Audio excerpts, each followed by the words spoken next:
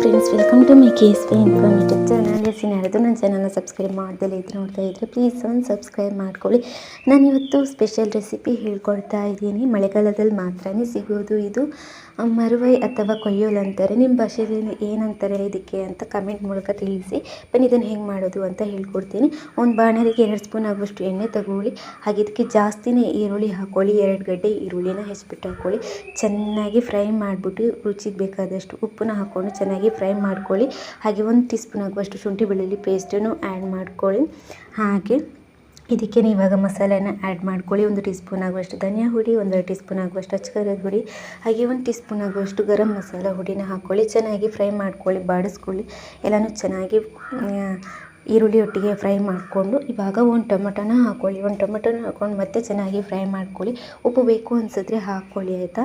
ಅದಾದಮೇಲೆ ಎಲ್ಲನೂ ಚೆನ್ನಾಗಿ ಫ್ರೈ ಮಾಡಿದ್ಮೇಲೆ ಇವಾಗ ಮರುವೈ ಅಥವಾ ಕೊಯ್ಯೋಲು ಅಂತೀವಲ್ಲ ಅದನ್ನು ಆ್ಯಡ್ ಮಾಡ್ಕೊಳ್ಳಿ. ಅದನ್ನು ಆ್ಯಡ್ ಮಾಡ್ಕೊಂಡು ಜಾಸ್ತಿ ಏನು ಟೈಮ್ ಬೇಕಿಲ್ಲ. ಇದಕ್ಕೆ ನೀರೇನು ಆ್ಯಡ್ ಮಾಡ್ಕೋಬೇಡಿ, ಇದರಲ್ಲೇ ಬೇಯುತ್ತೆ. ಇದನ್ನು ಚೆನ್ನಾಗಿ ಎಲ್ಲನೂ ಒಂದು 10 ನಿಮಿಷ ಬೇಯಿಸಿದ್ರೆ ಅಷ್ಟೇ ಆಯಿತು. ಸೂಪರ್ ಇರುವಂತಹ ಮರುವೈ ಅಥವಾ ಕೊಯ್ಯೋಲು ಸುಕ್ಕ ರೆಡಿಯಾಗಿರುತ್ತೆ. ಟ್ರೈ ಮಾಡಿ ಒಂದ್ಸಲ.